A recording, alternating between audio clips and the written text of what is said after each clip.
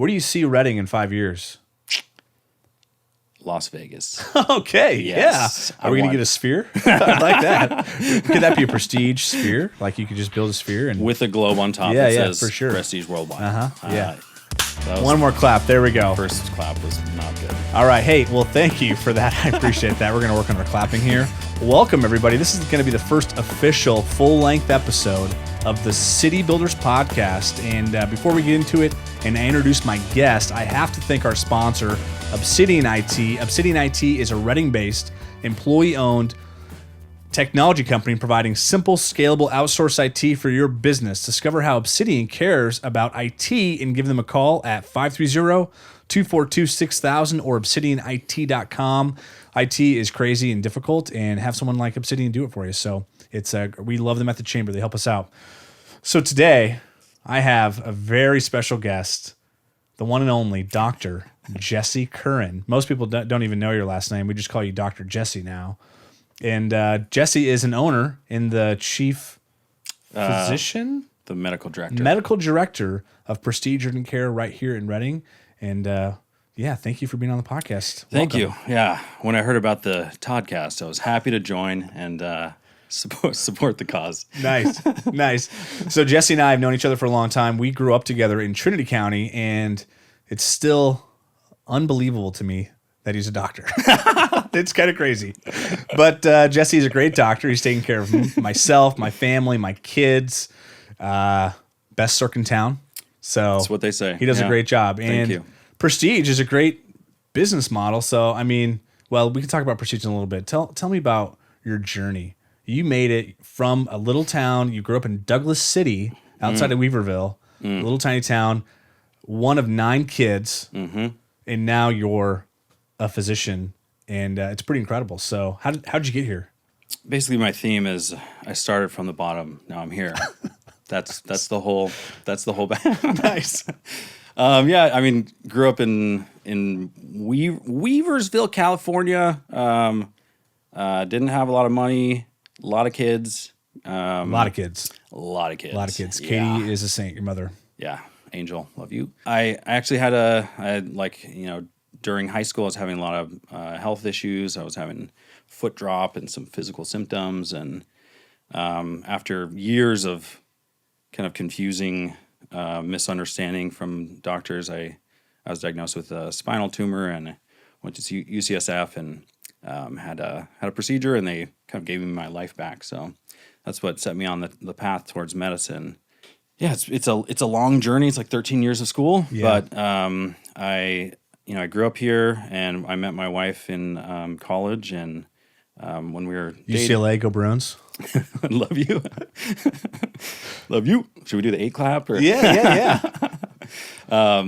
Yeah. So when I was dating, we would come up and visit my family a few times a year, and my wife was from SoCal, but she really loved the mountains and just everything Northern California had to offer, and kind of the slower pace of life too. Yeah.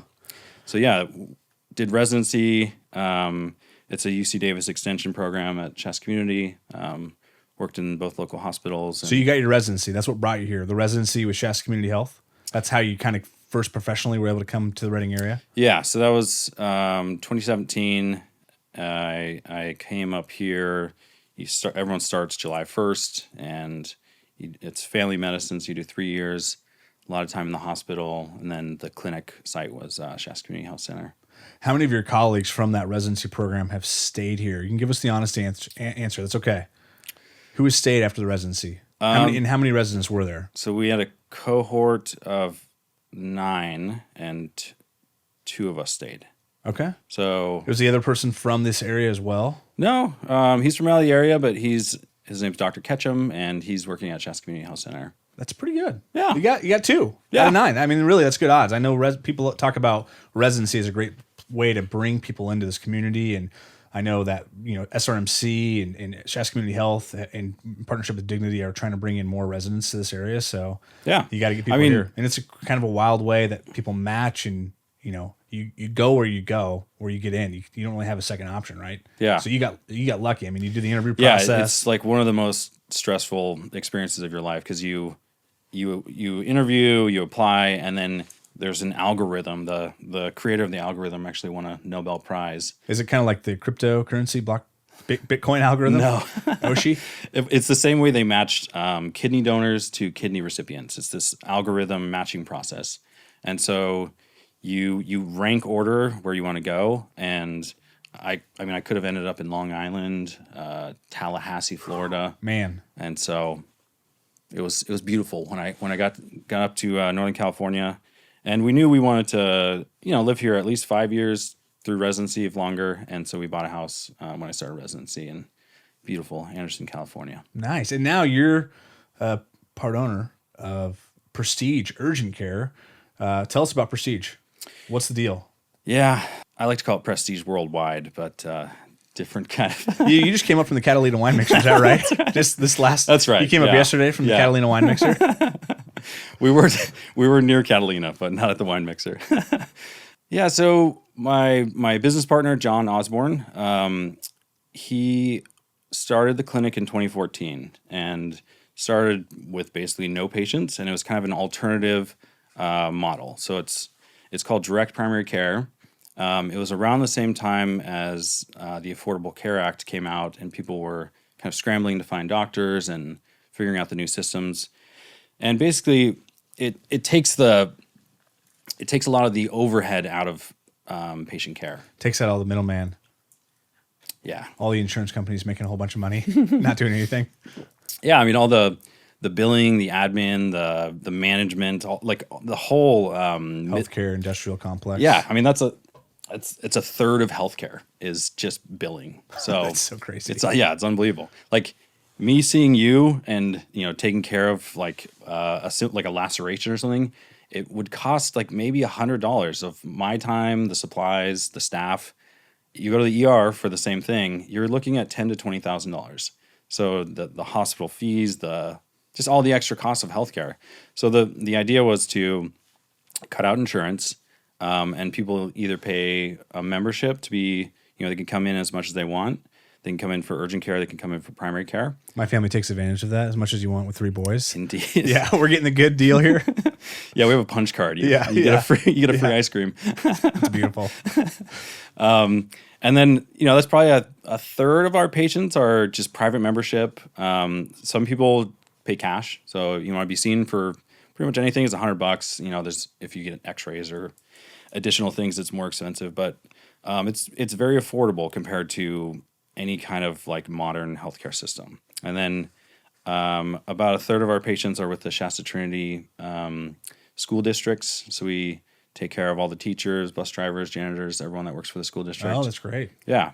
And then the other third is private businesses. So, if you own an auto shop and you have 10 employees and you want to offer some kind of insurance plan for them, you can spend $2,000 a month, for a kind of garbage plan with high deductibles, or you could pay, I think it's like $60 or $70 a month for business to pay for their staff, and then they can take advantage of urgent care and primary care. Nice. And the big, their big mission was keep it affordable, have plenty of access, and try to have it, pretty quick turnaround times as far as getting in and out.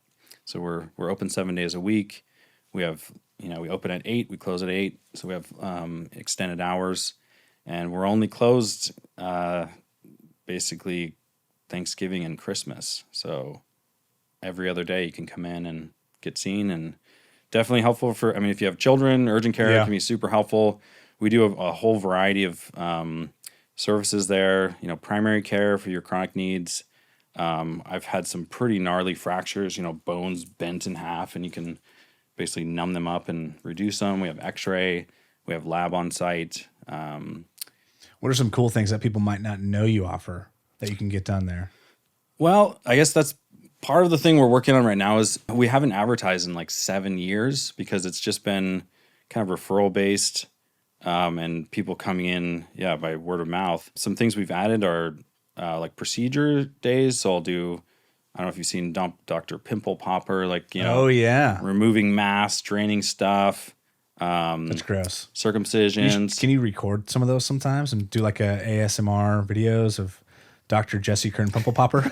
I mean, I'm just saying. I think it's trademarked. It could be huge. But yeah, vasectomies, circumcisions, procedures, primary care, family medicine. I mean, one of the benefits of family medicine is we take care of pregnant women, deliver the babies, take care of the babies all the way from childhood to geriatrics. So could you be do you need an OB, or could you actually just come to Prestige?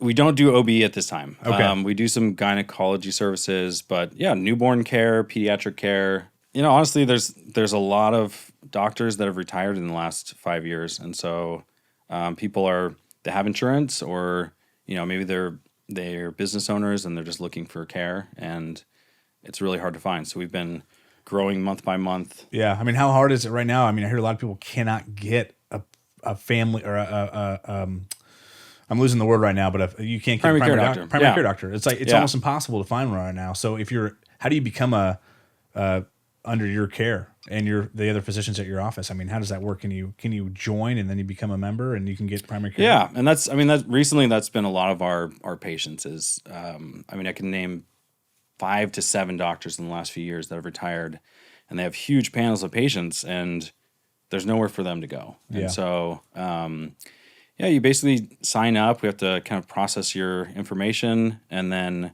we have myself. I recruited another medical doctor, and we have PAs and nurse practitioners.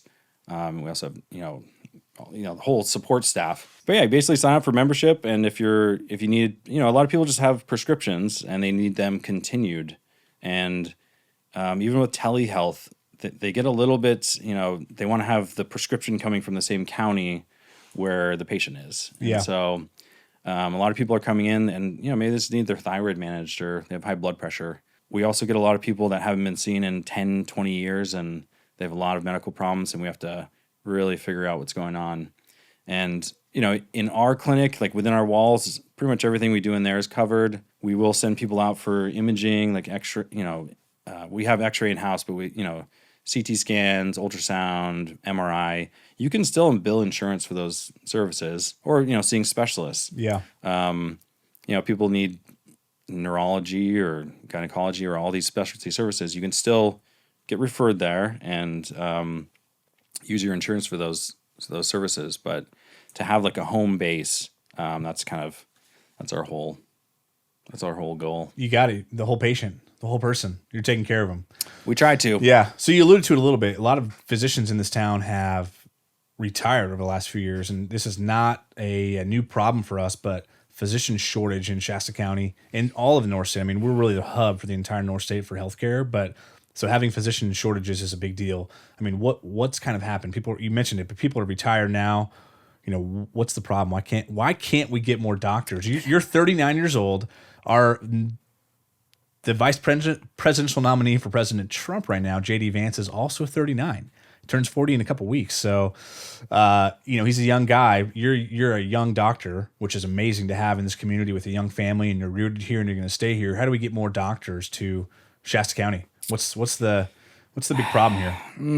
Yeah, there's a lot of things going on. There is a national shortage, and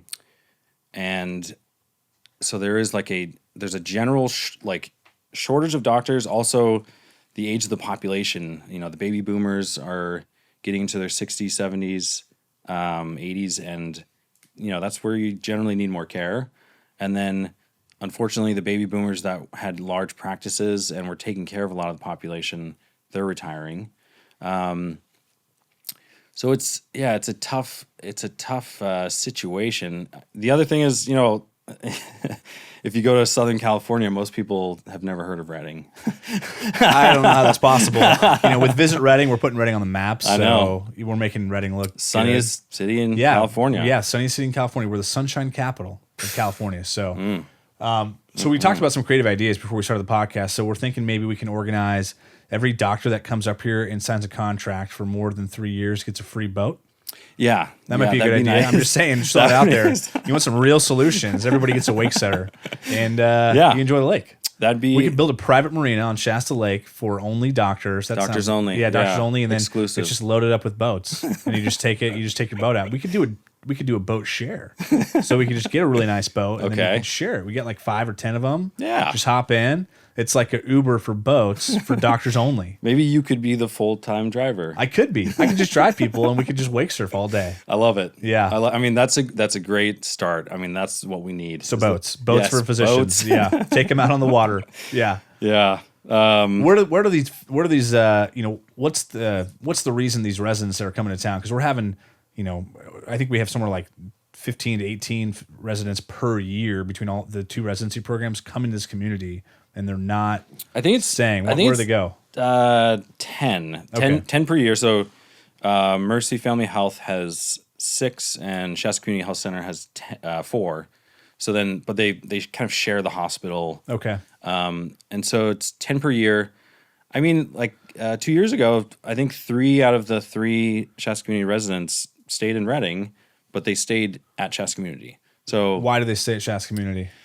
Besides the fact that Brandon, the new CEO, is a great guy and it's a great oration. What's some of the financial incentives for them to stay at Shasta Community Health? Yeah, so I mean, Reading is considered a rural community, and so they get loan repayment, and that's a big incentive because you come out of residency, you've spent your whole life going to school. Most people come out with $300,000 to $400,000 in debt, and so it's a pretty decent chunk of money you're trying to pay off. Shasta Community Health Center, the Reading Rancheria, Dignity Health, since we are rural access, they offer basically loan repayment for a 5-year commitment. And so a lot of the residents will end up, becoming employed by these large models. The only downside is Shasta Community is, they're serving the underserved of the community. So kind of your middle class they don't qualify for benefits. Gotcha. So your Medi-Cal partnership patients have a great place to go with a lot of resources. But your working poor or just your working generally don't have access to care. Yeah, it's tough. Except for Prestige. You can do Prestige.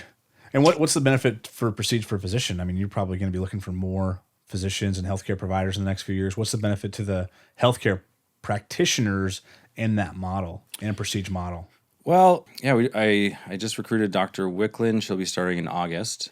Her biggest thing was flexibility with schedule. She has a young child, and her husband works, so she really needed accommodation. So that's, we're open 7 days a week, so we can have kind of some flex with when you're working. The other thing is it's when you've been working in through residency, a lot of the time you spend is like clicking for billing. You're clicking on stuff. You're documenting things that are kind of dumb, but it's really important to get paid. That's what you gotta do to get paid. Yeah. And reimbursements are like excellent right now, right? Yeah, exactly. Super good. So Brandon will be on top of you if you're not getting all the clicks in. Right.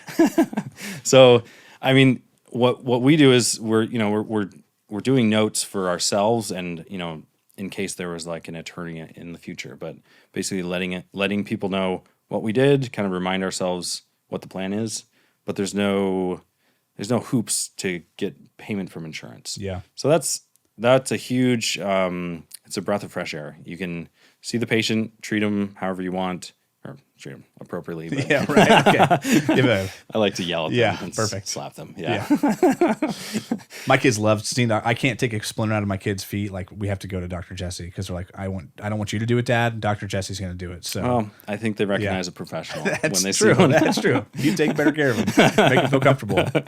Yeah. So that's a benefit. And then also, we don't have all the billing overhead.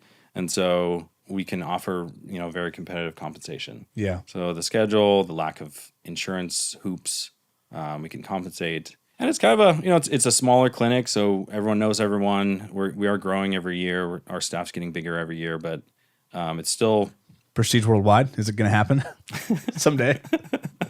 That's not trademarked. It's from a movie. You could take it. Yeah. You got it. I think let's go Prestige California. Okay. All right. And then Prestige National. Worldwide. And then think about having an urgent care clinic in like Cabo. It could be kind of nice. Just saying. Yeah.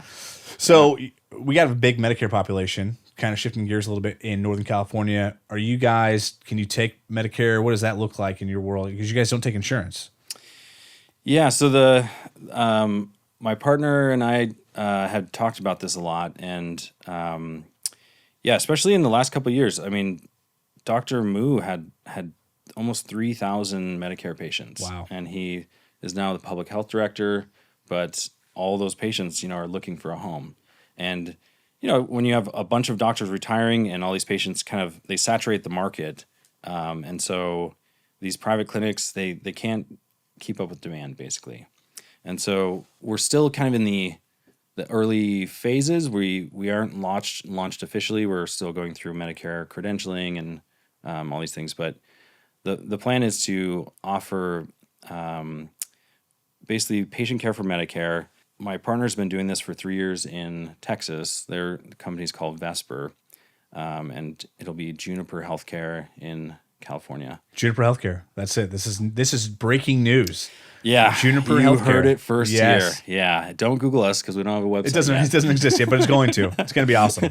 We did register with the state. Okay. And we have an MPI number, so we're in the process of ramping up. But the goal is to basically Medicare. They realize that it's very expensive to go to the hospital. It's very expensive to Medicare wants to keep people out of hospitals. Yeah, I mean, you stay overnight in the hospital, you're looking at $50,000 at the end of the day. You go to the ICU for a couple days. I mean, it's the number one reason people get bankrupt is because the cost of healthcare. It's kind of, like for older patients who go to the hospital, I'm always fearful like you're going to get exposed to something else. Not that the hospitals are doing anything wrong, but it's kind of a tough place to be. Yeah, you don't want to be there. There's sick people in the hospital, right? So, yeah, and so Medicare, instead of let's minimize the coverage for primary care, and then if you go to the hospital and you need surgery or need to be in the ICU, they'll reimburse that. They're realizing the cost is so high that they're incentivizing providers to basically keep people out of the hospital and keep them healthy and keep them home. And so that's the goal is there's remote patient monitoring, so you can monitor vital signs from home and notice trends. There's also chronic care management, which is kind of keeping up on regularly with like diabetes, high blood pressure, heart failure, these types of things. And then there's a program through UCLA. It's a dementia kind of memory care model that they're part of as well. So the goal is to roll these things out to the Medicare population. We are in escrow on a third building, so hopefully that goes through. It'll be like a Medicare focused building. It'll be Juniper. For Juniper. Okay. Yeah, and maybe you could put put a word in with your friends at the city to like get these permits and. Hey, that's what. Advocacy is a big part of the Chamber of Commerce. I'm actually involved in two things today, working behind the scenes to help projects through, and it's just there's always a big disconnect there. So yeah, let me know, and we'll do it. I'm always happy to go to bat for businesses and work with the city to help overcome some of these challenges. Yeah. So the plan is to have a physical building that people can come in if needed, but the goal is to keep people at home, and we'll have nurses and medical assistants making phone calls, checking in, monitoring trends. A great example of why people end up in the hospital would be heart failure. You skip your medications for a couple days, you eat too much salt over Thanksgiving, and you start retaining all this fluid, your heart gets overloaded, people get short of breath, they end up in the hospital, and then that could be a week in the hospital just getting all that fluid off and making sure they're stable. So the benefit of remote patient monitoring would be you start noticing weight gain and blood pressure increases, and you could call the patient and say, hey, did you forget to take your Lasix? Maybe, have you having any chest pain, or like kind of check in on them and say, hey, you're gaining weight, your blood pressure is going up, you're having swelling in your ankles. Why don't you take an extra dose of medication for a few days? And that alone could prevent a hospitalization. And that hospitalization. Simple stuff. Ish. Yeah. Pretty simple. That could save Medicare $50,000 for a phone call. So, and save a patient going to the hospital. I mean, they don't want to go to the hospital either. No. Nobody wants to go to the hospispittal. No. Sorry, we love our hospitals here, but nobody wants to go to the hospital. Yes. And if you feel like you're having a heart attack or a stroke, or if you're in a massive trauma, go to the hospital. But there's a lot of things that you don't need to go to the hospital for. Right. And that's where the urgent cares can kind of fill in for some of these less acute needs. But yeah, the goal is to keep people healthy and home. And there is, there's quite a population in Northern California, and so we're hoping to reach out to the Northern California area beyond Shasta County potentially. Yeah, Okay. I mean, even like Shasta, Trinity, Siskiyou. There's just a huge need, and Redding is the hub. But it's hard when we have patients that come down from Modoc and some of these remote areas, Right. Bernie, all these places on the coast, and Peanut. Yeah. Beaver. Yeah. Bieber. It's Bieber. Beaver. Bieber. It's a B. You not got Beaver. Bieber fever. Yeah. Is what I heard. All I know is I'm a believer. Yeah. Okay. All right, so let's talk about the physician shortage again. So how do you think? I mean, really, what are we going to do? I think if we get a Denver flight, that's going to help get doctors. I'm just saying. So fingers crossed, that's going to happen in the next 12 months. We'll get a direct flight with United Airlines to Denver. I'm confident that that's going to happen, and I think it's going to help us out. Dignity Health was a big supporter for the LAX flight. I know they're going to support the Denver flight, I understand. So hopefully that helps. But what are some other ideas for? We just got to find the right people, right? People that want to hunt, fish. I mean, when my Erica had a baby, our second baby, anesthesiologist came in. We was like 11 o'clock at night or something like that. He runs in wearing like a full like Carhartt jacket, camo, and like camo hat. I'm like, who the hell is this guy? Yeah. And he was like just about to go. He was like going to go out fishing or something, but he was on call, so he ran in and did the anesthesiology, did the thing. Yeah. What's that? Epidural. Yeah, did the epidural and yeah. then he went back to like catfishing or something. So you gotta find the right target population. We don't need the doctors that want the Neiman Marcus. We want the doctors that want the wakeboard boat. Yeah, I don't even know what Neiman Marcus is, so yes. Yeah, okay. It's a store. I hear a lot of doctors' wives like that stuff. Carlin knows what it is. Mrs. Dr. Curran. Yeah, I think highlighting the beauty of Northern California. One of the big factors is the cost of living. I mean, we're still one of the cheapest places to live in California. Yeah, you can have an average physician wage and have a great life in Northern California, whereas in San Francisco you might be in a broom closet. Even if you're making more money, you're just going to pay like $5,000 for your broom closet a month. Yeah, and it's not even a nice broom closet. Yeah. There's like stains on the wall. Harry Potter used to live there. Maybe not a toilet. Scratches. Toilet. Yeah, just like scratches on the wall. Yeah, that's not good. That's not good. So I mean, the cost of living is amazing. Definitely. If you're looking for midnight to 4 a.m. club scene, probably not Redding, but you can do silent disco at your house. Yes, I wanted to. Yeah, you could live stream it. Yeah, that'd be sweet. Yeah, like highlighting the outdoors, like the mountain biking trail system's amazing. The lakes, the Visit rivers. Redding Instagram. Just give everybody Visit Redding's Instagram page. Hashtag Visit Redding. And if you don't follow Visit Redding, follow it, even if you're local, because you're gonna love the way you look. I guarantee it. I think that's trademarked. Yeah. No, I don't think. Yeah, you're Men's right. Warehouse. Totally. Percent. Yeah, that's. Okay. I think the guy had it personally trademarked, and then he left Men's Warehouse when it sold to the other guys, the other Tux guys. So he had a personal thing. Yeah, you're gonna like the way you look. I guarantee it. He left with it. I think I listened to How I Built This with that with Guy Ross. He's where I get my inspiration for podcasts. Guy Ross, How I Built This, great podcast. Yeah, I think the right person being up here. It is. I mean, I live in Anderson and I drive to Redding every day, and it's a pleasant 20-minute commute and no traffic. No traffic on the freeway. Listen to a podcast. Maybe. What do you listen to? What's your go-to? The Toddcast is my new City favorite. Builders. City Builders by Todd Jones. Yeah. I'd say my favorite podcast right now is The Fifth Column. It's a political commentary and Fifth Column. Yeah. Okay. Yeah, it's great. Mine right now, I got two. My favorite one probably is the All In podcast, and it's basically for venture capitalists. They talk about business, politics. It's a great podcast. My other one, which is kind of polar opposite, is the New Heights podcast with Travis and Jason Kelsey, and that's what inspired me to do a podcast. I basically want to be like Jason Kelsey, not Travis. I mean, he's dating T Swift, and that's great. But Jason, he feels just like Americana. He's a center. They have a beer company now called like Garage Beer, and they just are crushing it in life. And it's funny and engaging, and you get a little sports commentary and two brothers. We're almost brothers. I hope this podcast brings you to their income level. I hope so too. Yeah, I think we're going to get sponsored by Uncrustables, the best part of the sandwich. Come on, if we got Obsidian IT, but Okay. we could have a few more plugs. Those guys Yeah. are like a Maybe talking Kellogg commercial right cereal. now. Yeah, Accelerator, Active Energy. Yeah, Yeah. And then, I mean, I was kind of talking about some other people, like maybe having almost like a liaison, because maybe what's the most important thing to you is schools for raising children. So kind of having someone highlight the school quality here, or if churches or outdoors or fishing, kind of being able to cater to what people want. it's got to be like kind of one-on-one type of experience. You got to talk to that specific family, not just the physician, and see what they want, see what motivates them, and then bring them out here. I mean, we have another friend that's a young physician, but he's from here. Chris Valencia. He's he's a hospitalist, I guess is the right word, at Dignity Health, and got a young family as well. 3 boys. We got 3 boys here. We all have 3 boys. That's the greatest way to do it.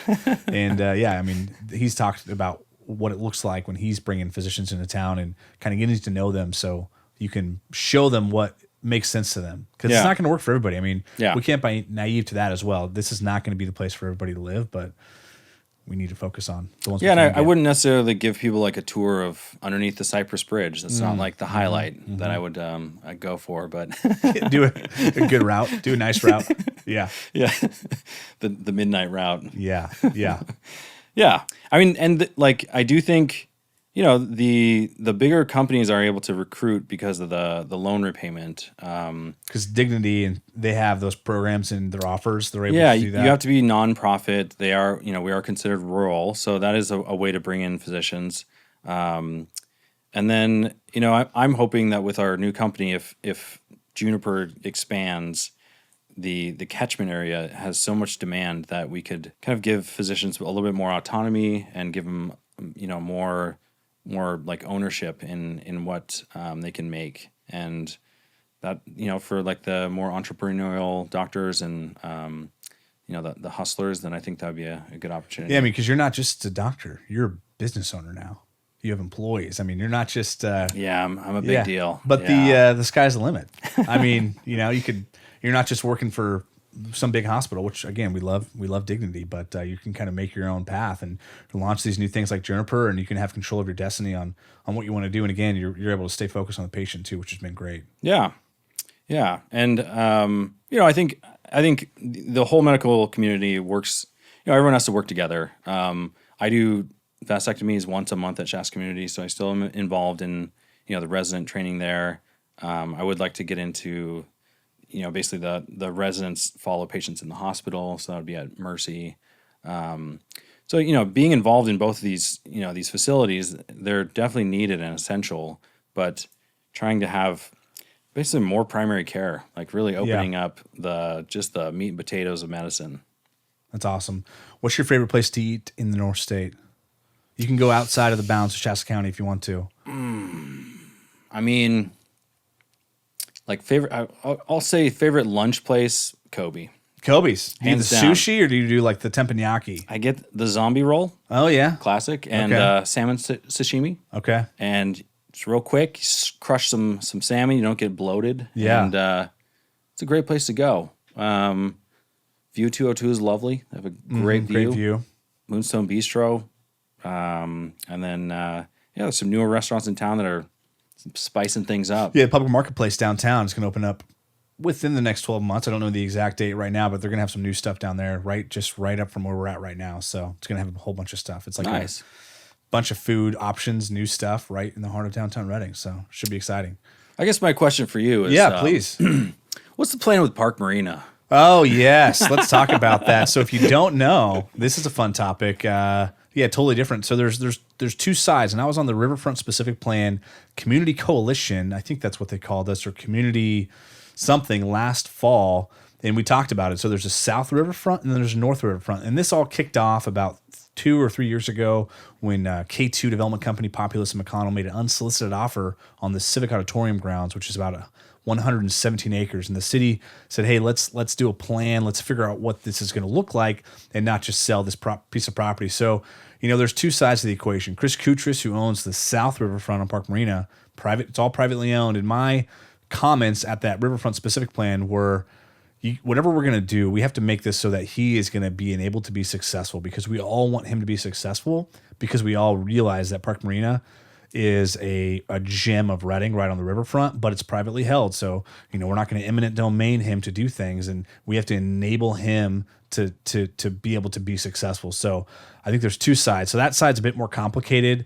How can we support Chris? How can the city support Kutra's family to make that place developed? He'll have to figure that out on his own because it's private money. On the north side, though, is the Civic Auditorium, the Reading Rodeo Grounds. That's all publicly held by the city of Reading. And this is a hot button issue right now because we're going through this specific plan, which is really just it's a zoning plan, if you will. So what this could look like, where things can go. But at the end of the day, the city of Reading, in my opinion, is going to have a very difficult time executing on that plan. So who's going to execute on that plan? I think it's going to have to be some type of a private deal, potentially a public-private partnership. I think a lot of us, including me, want to see the rodeo stay there where they're at, but they also, I think, are going to need some help to get to the next level. And can we have a multiple use venue down there? Can we have more stuff down there? Because I think the city is strapped, and it's very difficult to reimagine and reinvest in 117 acres of prime land when the city has a lot of challenges that they're trying to overcome right now. So I think the private sector is going to have to be part of the solution. I don't know how big it's going to be right now, but it's going to be a big one. And on the south side, we all just have to rally around Kutras, and he's going to ultimately be the one that's going to make that decision with whatever developer he decides to partner with. And hopefully in the next 5 years, we're going to see some change down there. I think it's on the table. Maybe you could offer him like a free boat, a mega yacht. Oh, yeah, let's do that. Yeah. Like Steve Jobs had a pretty nice yacht. Yeah. I think it was like $40 million. So something like that, like sweeten the deal. I'm spitballing here, Yeah, I like that idea. Mega yacht on like Whiskeytown. Yeah. Or Shasta.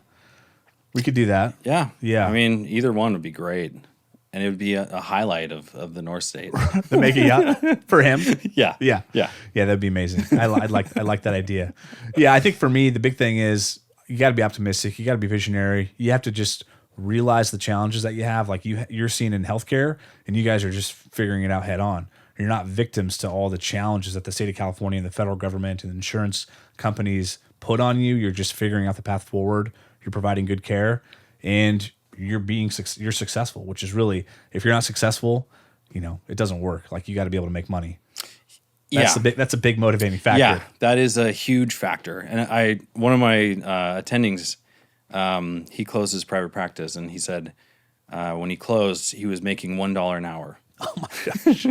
Because it's just the building, the staff, the insurance. And he wasn't. A lot of doctors aren't super business savvy, and so they kind of, maybe they're also benevolent, and so they can get taken advantage of by insurance companies, and they're not getting what they deserve. So, we're trying to be part of the solution, and Prestige has been around for over 10 years. It's part of the community. Rated best urgent care 2002 and 2022 and 2023. Still waiting on 2024, maybe three in a row. It's coming. Let's Best go. of Reading right now. You can vote. And then, we're also excited about this new healthcare venture, Juniper.